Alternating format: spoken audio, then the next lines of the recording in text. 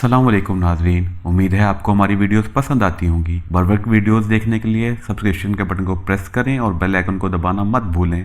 आइए चलते हैं अपने बकिया हिस्से की तरफ। ये इस किस्म का कमांडो ऑपरेशन था जिसका मुझे तो पहले से तजर्बा था, मगर शेरबाज खान के लिए बिल्कुल अजनबी और अनजानी मुहिम थी। इसको ना तो इन जंगलों का कुछ पता था और ना कभी वो इन जंगलों में आया था। वैसे इसकी दिलेरी और बहादुरी और जज्बे पर शक नहीं किया जा सकता था, लेकिन एक कमांडो के लिए ज़रूरी होता है कि बहादुरी के जज्बे के साथ साथ इसे इस इलाके के मौसमी और जुग्राफियाई हालात का भी पूरा इल्म और तजर्बा हो जहाँ इसे कमांडो ऑपरेशन के लिए भेजा जा रहा है। मैं इसलिए भी मुतमईन था कि जहाँ ज़रूरत पड़ी वहाँ मैं शेरबाज की रहनुमाई करूँगा। दूसरे रोज़ आलमगीर एक दुबले पतले काले रंग के ढेर उम्र आदमी को साथ लेकर आ गया। कहने लगा, ये मुसलमान है और दक्कन का रहने वाला है। ये इन जंगलों में अंग्रेज शिकारियों का गाइड रह चुका है। एक गंधारी जंगली कबीले में तो कभी नहीं गया, मगर इसे मालूम है कि इस कबीले की जंगली सरहद कहाँ से शुरू होती है। ये तुम्हें वहाँ तक पहुँचा कर वापस आ जाएगा। इसके बाद आलमगीर चमड़े का एक थैला जेब में डाल कर लाया था और हमें रेस्ट हाउस के ड्राइंग रूम में अपने साथ ले जाकर बोला, इस थैले में तुम्हारा मतलूबा असला है, चेक कर लो। हमने थैला खोल कर देखा। इसमें 2 पुरानी किस्म की शॉट गनें थी जिनकी नालियों के आगे सिलेंसर की नालियां चढ़ी हुई थी। 12 हैंड ग्रेनेड थे, 2 बड़े कमांडो चाकू थे और टीन के डब्बे में नमकीन और मीठे बिस्किट भरे हुए थे। आलमगीर कहने लगा, गाइड तुम्हें जंगल के ऐसे इलाके में से लेकर जाएगा जहाँ रास्ते में तुम्हें कहीं कहीं पानी और जंगली बेरियों और जंगली केलों के दरख्त मिल जाएंगे। तुम इन्हें खाकर गुजारा कर लेना, लेकिन इस बारे में कुछ नहीं कहा जा सकता कि जब तुम वहशी कबीले के खतरनाक जंगल में दाखिल होगे तो वहाँ तुम्हें कुछ खाने पीने को मिलेगा या नहीं। ये बिस्किट तुम इस वक्त के लिए बचा कर रखना। ये थर्मस हैं, इसमें मैंने चाय बनाकर भी भर दी है, जहाँ ज़रूरत पड़े पी लेना। लेकिन जब गंधारी वहशी कबीले के जंगल में दाखिल होने लगे तो इस थर्मस को खाली करके इसमें किसी नदी नाले से पानी भर लेना, ये तुम्हारे वहाँ काम आएगा। इस वक्त अभी दिन चढ़ा ही था। उस्मान बाबा ने हमारे लिए पराठों का नाश्ता बनाया, हम सब ने मिलकर खाया, कॉफ़ी पी। उस्मान बाबा ने 6-7 मीठे पराठे एक रुमाल में बांधकर हमारे थैले में थर्मस के साथ ही रख दिए। आसमान पर इस वक्त भी बादल छाए हुए थे। ये बादल 2 रोज़ से छाए हुए थे। हल्की सी बारिश भी सिर्फ रात को हुई थी। इस वक्त बारिश रुकी हुई थी। आलमगीर ने आसमान की तरफ देखकर कहा, यह बादल बारिश वाले नहीं है। सफ़र लंबा है, मगर गाइड तुम्हें ऐसे रास्ते से लेकर जाएगा कि तुम दिन में 2-4 घंटे भी चलते रहो तो कल रात तक अपनी मंजिल पर पहुंच जाओगे। हमने आलमगीर को खुदा हाफिज कहा और तामिल मुसलमान गाइड के साथ रेस्ट हाउस से निकलकर आंध्र प्रदेश के घने जंगलों की तरफ चल पड़े। जैसे जैसे हम आगे बढ़ रहे थे जंगल घना होता जा रहा था। गाइड हमें ऐसे रास्ते से ले जा रहा था जो जंगल के दरमियान में से नहीं बल्कि जंगल के किनारे किनारे से होकर जाता था, और ये रास्ता बकौल इसके जंगली दरिंदों और खतरनाक दलदलों से भी महफूज था। हम दोपहर तक आहिस्ता आहिस्ता चलते गए। दोपहर के बाद एक छोटी सी पहाड़ी नदी आ गई। ये बांस और महागनी के दरख्तों के दरमियान से होकर गुजरती थी। यहाँ बैठकर हमने कुछ खाना खाया, नदी का पानी पिया, थोड़ी सी चाय थर्मस में निकाल कर पी, कुछ देर आराम किया और फिर अपने सफ़र पर रवाना हो गए। कमांडो चाकू हमने अपने पास रख लिए थे। शॉटगनें कंधों से लटका रखी थी। हैंड ग्रेनेड थैले में ही पड़े थे। चलते चलते घना जंगल ख़त्म हो गया। सामने खाली मैदान था जो पथरीला था। इसके आगे ऊंची पहाड़ियाँ नजर आ रही थी। गाइड ने इन पहाड़ियों की तरफ इशारा करके हमें बताया कि गंधारी जंगली कौम का गाँव इन पहाड़ियों के दूसरी तरफ वाले जंगल में है। ये पहाड़ी काफ़ी फासले पर थी। हम एक कच्चे रास्ते पर आहिस्ता आहिस्ता चले जा रहे थे। वहाँ की ज़मीन सूखी माहिल थी। कहीं कहीं रास्ते में 2-4 झोंपड़ियाँ नजर आ जाती थी जिनके बाहर नंग धड़ंग बच्चे खेल रहे होते थे। ताहम इनसे दूर रहकर हम आगे गुजरते जाते थे। सूरज गरूब हो रहा था जब हम दूर से नजर आने वाले पहाड़ियों के दामन में आ गए थे। हमारे गाइड ने कहा, अब हम विष गंधारियों के जंगल वाली पहाड़ियों में दाखिल हो चुके हैं। जब तक सूरज गरूब नहीं हो गया हम चलते रहे। सूरज के गरूब होते ही पहाड़ी टीलों और घाटियों में शाम के साए उतर आए। हमारा गाइड एक जगह रुककर बिल्कुल सख्त हो गया और जैसे फिजा में कुछ सूंघने की कोशिश कर रहा था। शेरबाज ने पूछा, क्या बात है? इसने हाथ के इशारे से खामोश रहने को कहा। फिर हमें एक तरफ ले गया और हमें कहा, एक दरख्त पर चढ़ जाओ, जल्दी करो। जिस दरख्त की तरफ इसने इशारा किया था इसकी मोटी मोटी टहनियाँ ज़मीन से कुछ 6-7 फुट ऊंची थी। हम एक दूसरे को सहारा देकर दरख्त पर चढ़ गए। गाइड भी हमारे पीछे दरख्त पर चढ़कर साथ वाली टहनी पर बिल्कुल बंदर की तरह बैठ गया। वो झुककर शाम के बढ़ते हुए अंधेरे में नीचे देख रहा था। मैंने इससे कुछ पूछना चाहा तो इसने दबी दबान में मुझे झिड़क कर कहा, चुप रहो। ये काली काली डौनी शक्ल वाली पहाड़ियों के शुरू का इलाका था। ये कोई इतना घना जंगल नहीं था। फासले फासले पर दरख्त खड़े थे। इनके बीच में सरकंडों जैसी कहीं कहीं झाड़ियाँ थीं और कहीं पत्थर ज़मीन से निकले हुए थे। फिजा बिल्कुल खामोश थी। इससे पहले 1-2 दरख्तों पर से परिंदों के बोलने की आवाज़ें आ रही थी, मगर अब परिंदे भी चुप हो गए थे। चारों तरफ दहशतनाक सन्नाटा था। इतने में किसी जानवर के हाँ हूँ करने की आवाज़ सुनाई दी। मेरे रोंगटे खड़े हो गए। मैं समझ गया ये कौन सा जानवर है। शेरबाज मेरे बिल्कुल साथ ही इस मोटी टहनी पर बैठा था। इसने मेरे कान में सरगोशी की, ये कैसी आवाज़ है?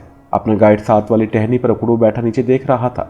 इसने शेरबाज की सरगोशी को सुन लिया था। हमारी तरफ देखकर इसने अपने होंठों पर उंगली रखकर हमें खामोश रहने की तलकीन की ओर नीचे देखने लगा। हाउ हाउ की आवाज़ 2-3 बार बुलंद होकर गायब हो गई। फिर ऐसी आवाज़ सुनाई दी जैसे कोई सरकंडों में चल रहा हो। नीचे दरख्तों, झाड़ियों और सरकंडों में शाम का अंधेरा गहरा होता जा रहा था। इस गहरे होते हुए अंधेरे में अचानक एक धारीदार बहुत बड़ा शेर नमूदार हुआ। ऐसा जबरदस्त शेर मैंने सिर्फ एक बार सुंदरबन के जंगलों में देखा था। मैंने दरख्त की टहनी को मजबूती से पकड़ लिया। शेरबाज ने भी शेर को देख लिया था। मुझे नहीं मालूम कि इसकी देहनी कैफियत क्या थी, लेकिन इतना मुझे आज भी याद है कि इसने मेरा बाजू पकड़ लिया था। लगता था कि जैसे शेर ने हमें भी देख लिया है या हमारी बूथ सूंघ ली है। वो बड़ी शान से आहिस्ता आहिस्ता चलता इस दरख्त के पास आ गया जिसकी शाखों में हम छुपे बैठे थे। जहाँ हम बैठे थे वहाँ इतने ज़्यादा पत्ते नहीं थे और हम शेर को नजर आ गए थे। मेरे दिल में थोड़ी बेचैनी थी क्योंकि ज़मीन से इस टहनी का फासला जिस पर हम बैठे थे 7 फुट से ज़्यादा नहीं था और शेर बड़ी आसानी से जस लगाकर हमें नीचे गिरा सकता था। शेर चंद लम्हे खामोशी से हमारी तरफ मुंह उठाकर देखता रहा। इसकी दुम बेचैनी से दाएं बाएं गर्दिश कर रही थी। इसके हलक से हल्की हल्की गुराहट निकल रही थी। फिर शेर ने सर नीचे कर लिया, दाएं बाएं देखा, फिर हमारी तरफ मुंह उठाकर देखा, गुराया, सर नीचे किया और बड़ी शाहाना अंदाज में हमारे नीचे से होता हुआ आगे निकल गया। वो इस तरफ गया था जिस तरफ से हम आए थे। मैं अपने गाइड के अक्लमंदी, तजर्बे और महारत पर दाद दिए बगैर न रह सका। इस शख्स ने फिजा में शेर की बूथ सूंघ ली थी। अगर वो बूथ सूंघ कर ऐन वक्त पर हमें खबरदार ना करता और दरख्त पर चढ़ने का इशारा ना करता तो अब तक हम शेर का नवाला बन चुके होते। शेर को वहाँ से गए 1-1.5 मिनट गुजर गया था मगर हम दोनों अभी तक टहनी पर बैठे हुए थे। गाइड ने आहिस्ता से कहा, नीचे उतर आओ, शेर वापस नहीं आएगा। हम में से कोई भी इतनी जल्दी नीचे उतरना नहीं चाहता था। क्या मालूम शेर किस जगह छुप कर हमारे नीचे आने का इंतजार कर रहा हो। गाइड ने नीचे छलांग लगा दी। हम दोनों इस तरह दरख्त की टहनी पर बैठे रहे। गाइड ने नीचे से आवाज़ दी, क्या कर रहे हो, ऊपर नीचे आ जाओ। मैंने शेरबाज से कहा, मेरा ख्याल है हमें नीचे उतर जाना चाहिए और हम बारी बारी नीचे कूद गए। गाइड हमें अपने पीछे आने का इशारा करके शेर की मुखालिफ सिम सरकंडों में तेज तेज चलने लगा। हम भी इसके पीछे तेज तेज कदमों से चलने लगे। अंधेरा ज़्यादा गहरा हो रहा था। आगे थोड़ी सी खुली ज़मीन थी। यहाँ दरख्त 2-4 ही थे। चट्टानों की सियाह ढलाने सायों की तरह साफ नजर आ रही थी। गाइड इन चट्टानों के पास जाकर ठहर गया। हम इनके पास आ गए। कहने लगा, इन चट्टानों के पीछे एक नदी है। हम नदी के पास रात बसर करने के लिए ठिकाना तलाश करेंगे। चट्टानों के पीछे घूम कर आए तो नीचे नशेब में दरख्तों का झुरमुट था। हम झुरमुट में उतर आए। यहाँ एक छोटी सी नदी बह रही थी। शेरबाज कहने लगा, इस जगह रात को शेर का खतरा होगा, वो वापस आ सकता है। गाइड ने कहा, नहीं, शेर चौकावर्ग के जंगल में शिकार की तलाश में गया है, वो सुबह से पहले नहीं आएगा और फिर हम यहाँ कोई महफूज जगह देखेंगे। हम नदी के किनारे बैठ गए। जूते उतार कर पाँव धोए, मुँह हाथ धोया, नदी का ठंडा पानी पिया। इस दौरान हमारा गाइड ऊपर की तरफ रात बसर करने का ठिकाना ढूंढने चला गया। शेरबाज कहने लगा, मैंने चिड़ियाघर के पिंजरे में शेरों को कई बार देखा था मगर जंगल में, आज़ाद फिजाओं में जंगल के बादशाह को पहली बार देखा है। खुदा की कसम मुझ पर खौफ तारी हो गया था। मैंने कहा, शेर वाकई जंगल का बादशाह है। मैंने कहा, लेकिन हैरानी की बात है कि शेर ने हम पर हमला क्यों नहीं किया। इतने में हमारा गाइड आ गया। कहने लगा, ऊपर आ जाओ। थोड़ा ऊपर चढ़ाई चढ़ने के बाद एक बहुत बड़ा सिया चट्टान किसी अफरीत की तरह टीले की दीवार से बाहर को निकला हुआ नजर आया। इसके नीचे एक छोटा सा कुदरती गार बन गया था जिसकी लंबाई 10-15 फुट से ज़्यादा नहीं थी। हम वहाँ घुसकर बैठ गए। यहाँ हमने थैले में से खाना निकाल कर खाया, कॉफ़ी थर्मस में से निकाल कर पी। गाइड ने इधर उधर से दरख्तों की टूटी हुई शाखें और मोटे मोटे टहने एक जगह जमा करके इन्हें आग लगाकर इसका उलाव रोशन कर दिया था। उलाव हमसे इतनी दूर था कि हम तक इसकी तपिश नहीं आ रही थी। वो हमारे पास आकर बैठ गया। कहने लगा, इस आग की वजह से रात को कोई जंगली जानवर इस तरफ नहीं आएगा। शेर यहाँ से जा चुका है। वो अगर इस तरफ से वापस आया तो रात के पिछले पहर ही यहाँ से गुजर जाएगा। मैंने कहा, इस वक्त तो हम बेसुध होकर सो रहे होंगे, शेर हम पर हमला कर सकेगा, उलाव भी बुझ चुका होगा। गाइड ने कहा, अगर शेर ने हम पर हमला करना होता तो इस वक्त ही कर देता, जब हम दरख्त की टहनी पर बैठे हुए थे और शेर दरख्त के नीचे खड़ा हमें देख रहा था। हम इससे 6-7 फुट ही बुलंद थे और ये बुलंदी इतने बड़े शेर के आगे कोई हैसियत नहीं रखती थी। लेकिन शेर ने हम पर हमला नहीं किया, इसलिए कि ये शेर आदमखोर नहीं था। जंगल में सिर्फ आदमखोर शेर ही इंसान पर हमला करता है क्योंकि इसे आदमी का गोश्त खाने की आदत पड़ चुकी होती है। वो आदमी के सिवा और किसी का गोश्त खाना पसंद नहीं करता। ये शेर आदमखोर नहीं था। इसे सिर्फ इस बात पर थोड़ा सा गुस्सा आया था कि शेर जंगल का बादशाह अपने शिकार की तलाश में निकला हुआ था। जंगल के सारे जानवर खौफ के मारे छुप गए थे। फिर हम इसकी राह में क्यों हायल हो गए थे। शेर को कुदरती तौर पर इस बात का एहसास होता है कि इंसान की मौजूदगी हिन्नो नील गायों और उसकी पसंदीदा दूसरे जानवरों को वहाँ से भगा देती है। इसलिए वो हम पर गुरा कर अपनी नाराजगी का इजहार कर रहा था। बातें करते करते रात गहरी होती गई। जंगल का सन्नाटा ज़्यादा गहरा हो गया। हर तरफ सकूत तारी था। सिर्फ किसी किसी वक्त उलाव में किसी लकड़ी के चटकने की आवाज़ आ जाती थी। आहिस्ता आहिस्ता उलाव की आग भी मद्धम होती गई। उलाव की वजह से वहाँ से मच्छर भाग गए थे। हम वहाँ खो के अंदर इधर उधर पड़ कर लेट गए। दिन भर चलते रहे थे, थक गए थे। आंखें बंद की तो गहरी नींद ने अपनी आगोश में ले लिया। जिस वक्त आंख खुली तो जंगली चिड़ियों और परिंदों की आवाज़ों से जंगल गूंज रहा था। हमारा गाइड वहाँ नहीं था। शेरबाज भी उठ बैठा था। इसने मुझसे पूछा, ये गाइड कहाँ चला गया है? मैंने कहा, यहाँ कहीं होगा। हमने नदी पर जाकर मुंह हाथ धोया, थैले में से मीठे पराठे खरीदे, 2-4 टुकड़े निकाल कर खाए, कॉफ़ी पी और शॉटगन खोलकर इन्हें साफ करने लगे। शेरबाज खान कहने लगा, इन जंगलों में इस किस्म का कमांडो ऑपरेशन मेरी ज़िंदगी का पहला तजर्बा है। मैंने कहा, मैं भारत के वसी जंगलों में काफ़ी फिरता रहा हूँ, मगर मैं ज़्यादातर महाराष्ट्र और मध्य प्रदेश के जंगलों में रहा हूँ। इस तरह मैं भी पहली बार आया हूँ।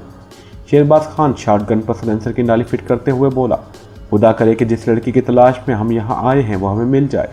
आलमगीर की रिपोर्ट कहीं गलत ना निकल आए। मैंने कहा, मेरा ख्याल है कि जिस एतमाद से इसने हमें कहा था, इससे तो यही जाहिर होता है कि नूर बानो इसी जंगल में वैशी गंधारी कबीले वालों की कैद में है। शेरबाज शॉटगन की नाली को कपड़े से रगड़ रगड़ कर साफ कर रहा था। कहने लगा, एक बार नूर बानो को कश्मीर पहुंचा दूं, मैं इस मरीटा कर्नल वाडेकर को जिंदा नहीं छोड़ूंगा। इसका काम ज़रूर तमाम करूंगा। इतने में गाइड भी आ गया। कहने लगा, रात को एक हाथी और फिर एक रीछ इस तरफ आ गया था, मगर आग को देखकर दोनों दरिंदे दूर दूर ही रहे। मैंने दोनों को देखा था। तुम गहरी नींद सो रहे थे। शेरबाज खान बोला, तुमने मुझे क्यों नहीं जगाया? मैं हाथी का शिकार करना चाहता हूँ, ये मेरे बचपन से ख्वाहिश रही है। गाइड ने फौरन कहा, ऐसी गलती यहाँ मत करना। हम इस वक्त वहशी गंधारी कबीले वालों के जंगल की सरहद के करीब पहुँच चुके हैं। फायरिंग की आवाज़ सुनकर वो हमारी तलाश में ज़रूर निकल पड़ेंगे। इन्हें अपने देवता विष गंधारी को इंसानी कुर्बानी करने के लिए इंसानों की ज़रूरत पड़ती रहती है। शेरबाज खान ने कहा, हमारे पास काफ़ी हौसला है, हमारे पास हैंड ग्रेनेड भी हैं। अगर चाहें तो इन तीर कमान और नेज़े भाले वाले जंगली लोगों को हमला करके 1 मिनट में ख़त्म कर सकते हैं। हमें इनसे डरने की क्या ज़रूरत है? गाइड ने कहा, अगर ऐसी बात मुमकिन होती तो आंध्र प्रदेश की गवर्नमेंट इन वैशी आदमखोर लोगों को बहुत पहले ख़त्म कर चुकी होती। यहाँ की हुकूमत की बड़ी बदनामी है कि हर साल इस जंगल में 2-4 आदमी गायब हो जाते हैं।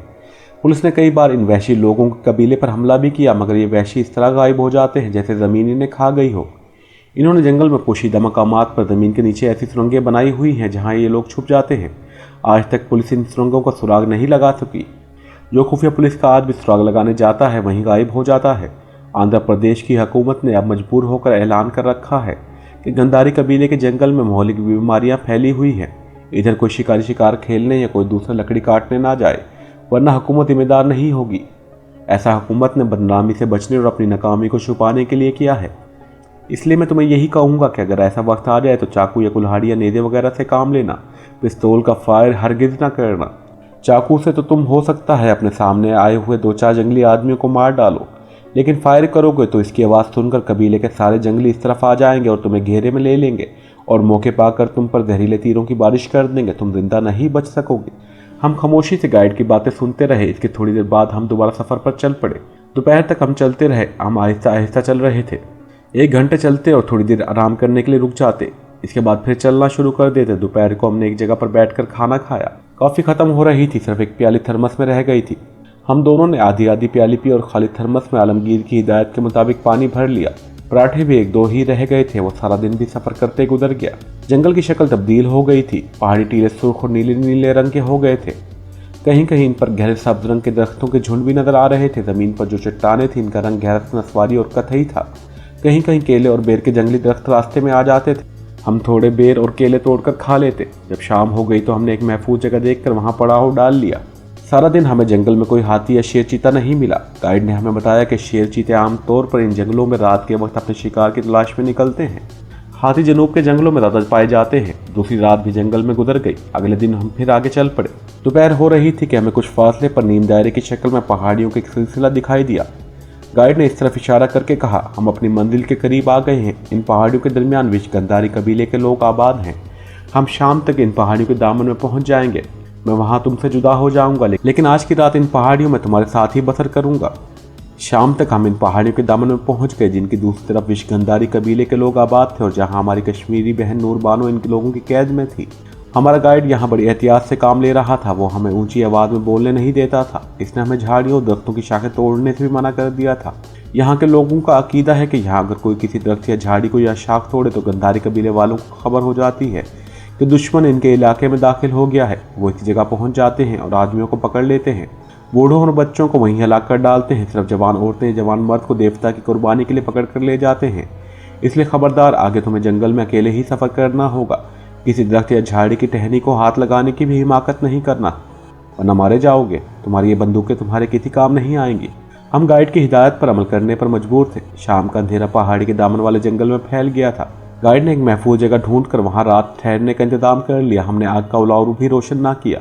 रात कुछ जाग कर कुछ सोकर गुजार दी। ऐसी खामोश और हैबतनाक खामोशी वाली रात मैंने भारत के किसी जंगल में नहीं देखी थी। रात की खामोशी और सुकूत में एक अजीब डरावनी बात थी। किसी वक्त हमें हल्की हल्की सीढ़ियों की आवाज़ सुनाई देती, जैसे करीब ही बहुत से सांप बोल रहे हों।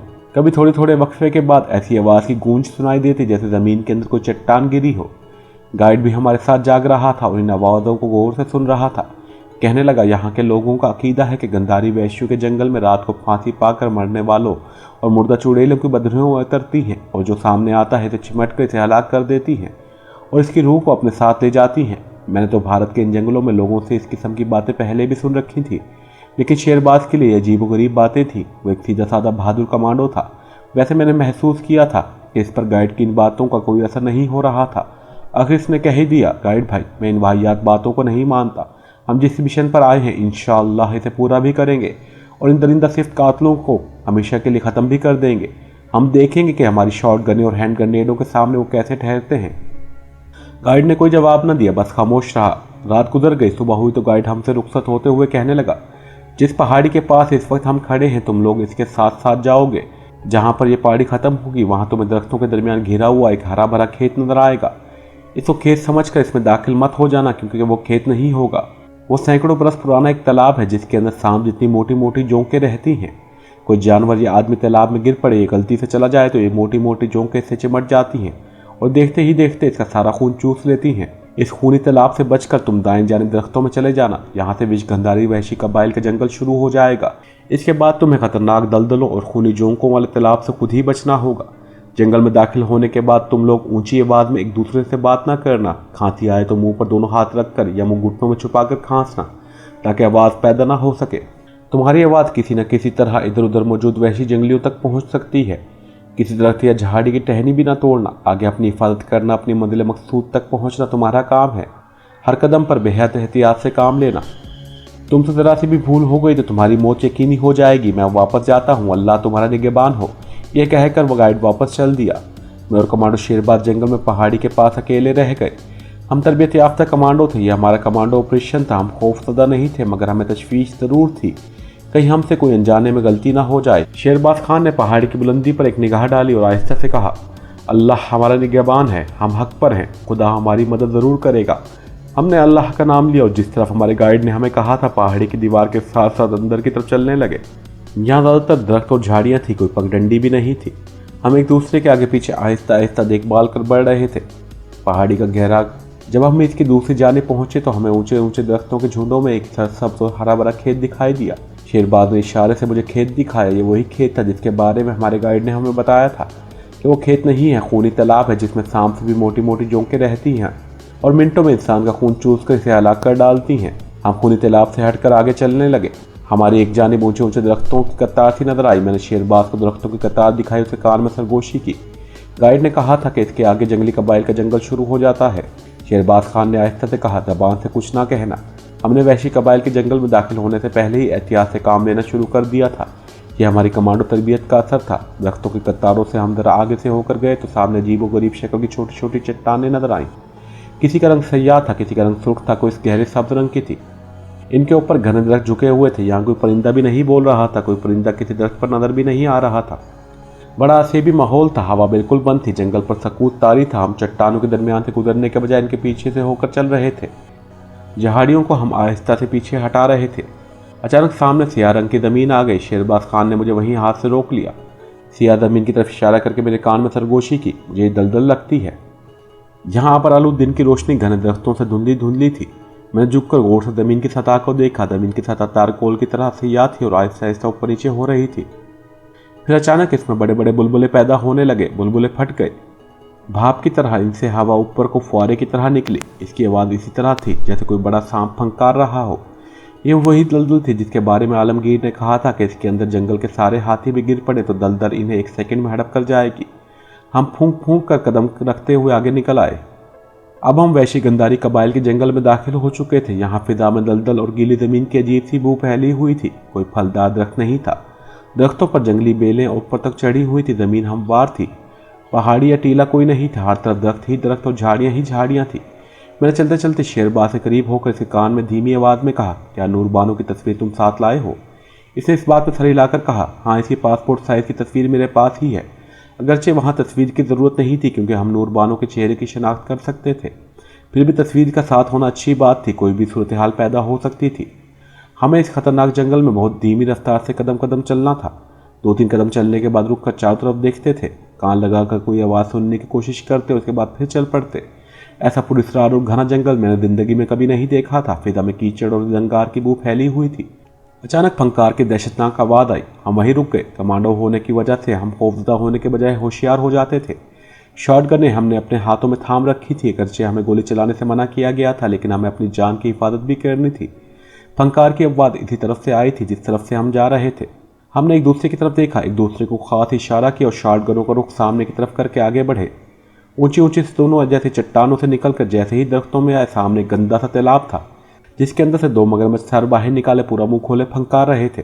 शेरबाज ने शॉटगन को रुख एक मगरमच्छ की तरफ किया ही था कि मैंने हाथ से शॉटगन की नाली नीचे कर दी और खरगोशी में कहा, यह गलती ना करना, यहाँ से आगे चलो। ये वही तालाब था जिसके बारे में हमें बताया गया था कि इसमें आदमखोर मगरमच्छ रहते हैं जो जानवरों के अलावा आदमियों का गोश्त भी बड़े शौक से खाते हैं। इन मगरमच्छों ने हमारी बू सूंघ ली थी और अब हमें हड़प करना चाहते थे। जैसे ही हमने कदम आगे बढ़ाया, मगरमच्छ की फंकारें भी तेज हो गई। 3 और मगरमच्छ तालाब की सतह पर नमूदार हो गए। तालाब की सतह पर काई जमी हुई थी और दरख्तों के गले सड़े पत्तों का फर्श सा बिछा हुआ था। मगरमच्छों ने हमारा पीछा शुरू कर दिया। मगरमच्छ तालाब के अंदर थे, हम तालाब के बाहर थे। इसके बावजूद खतरा मौजूद था। मगरमच्छ तालाब से बाहर भी निकल आता है और खुशकी पर दौड़कर अपने शिकार को दबोच लेता है। हम तेज तेज चलते मगरमच्छों वाले तालाब से दूर हो गए। जैसे जैसे हम आगे आगे चल रहे थे, जैसे जैसे हम आगे चले जा रहे थे, जंगल ज़्यादा डरावना और असेबी होता जा रहा था। दरख्तों पर मौत की खामोशी छाई हुई थी। हम चलते चलते थके तो नहीं थे, मगर बहुत ज़्यादा एहतियात करने की वजह से सख्त बोर हो गए थे। शेरबाज एक दरख्त के पास बैठ गया। मैं भी कोई बात किए बगैर इसके पास बैठ गया। थैला मेरे पास था। मैंने थैला खोलकर इसमें से बाकी बचा हुआ मीठा पराठा निकालकर आधा शेरबाज को दिया और आधा खुद खाने लगा। थर्मस में काफ़ी नहीं थी। हमने इसमें पानी भर लिया था। हमने थोड़ा थोड़ा पानी पिया और खामोश बैठे जंगल का जायजा लेते रहे। हम बोल नहीं सकते थे। खतरा था कि वैशी कबाइल के लोगों तक हमारी आवाज़ न पहुंच जाए। हमें यही बताया गया था। अगरचे कमांडो शेरबाज इन बातों को नहीं मानता था, मगर मुझे इस किस्म की माफूकुल फितर बातों को तजर्बा हो चुका था। इसलिए मैंने इससे आलमगीर और गाइड की हिदायत पर सख्ती से अमल करवाया था। ये मेरा तजर्बा था कि इस किस्म के डरौने जंगलों में कभी कभी ऐसे वाक़यात भी पेश आ जाते हैं जिनको देखकर आदमी हैरान रह जाता है और जिन्हें अकल कभी तस्लीम नहीं करती। कुदरत के अक्सर असूल और ज़ाबित खुले आम हैं जिनको सारी दुनिया जानती है, लेकिन कुदरत के कुछ राज भी हैं जिन्हें आज तक कोई नहीं समझ सका कि असल में इनकी हकीकत क्या है। साइंसदान यूरोप अमेरिका की लेबॉर्ट्री में तजर्बे करते करते थक गए हैं, लेकिन ये बात आज तक इनकी समझ में नहीं आ सकी कि समुद्रों के ऊपर से हज़ारों मील तक का सफ़र करने वाले परिंदे बगैर किसी रेडार की मदद के सफ़र में अपनी सिमत कैसे दुरुस्त रखते हैं। जबकि इतने लंबे सफ़र में ये परिंदे उड़ते उड़ते सो भी जाते हैं, मगर एक परिंदा भी परवाह से थक कर नहीं गिरता या अपनी राह से नहीं भटकता। हमने थोड़ी देर बैठकर आराम किया। इसके बाद दोनों ने इशारों से जंगल के रास्ते का तयन किया और शॉटगनें हाथों में पकड़कर दोबारा अपने पुरस्कार और अजीबोगरीब सफ़र पर चल पड़े। दरख्त हमारे बहुत करीब होते जा रहे थे। हम इनके तनों और ऊंची नीचे लटकी हुई शाखों के दरमियान से होकर गुजरते। अचानक हमारे रास्ते में एक कोबरा सांप आ गया। हम वही सख्त हो गए। हम शॉटगन के फायर से इसे हलाक कर सकते थे, लेकिन हमें ऐसा करने से मना किया गया था। कोबरा सांप बहुत बड़ा था, बिल्कुल सियाह रंग का था। जमीन से कुछ 4 फुट बुलंद होकर वो फन उठाए खड़ा था और आहिस्ता आहिस्ता झूम रहा था। इसकी मकनातीसी निगाहें मुझे अपने जिस्म के अंदर उतरती महसूस हो रही थी। इस वक्त मुझे अपना दोस्त सांप बहुत याद आया। कोबरा सांप कुछ देर तक हमें टिकटी बांधे देखता रहा और फिर आहिस्ता आहिस्ता फन को दाएं बाएं हिलाता रहा। फिर अचानक इसने फन को सुकेड़ लिया और गर्दन नीची करके एक तरफ रेंगता हुआ चला गया। हमने सुख का सांस लिया। दरख्त चूंकि साथ साथ खड़े थे और उनके दरमियान जंगली झाड़ियां भी बेशुमार थी, इसलिए हम कदम कदम चल रहे थे।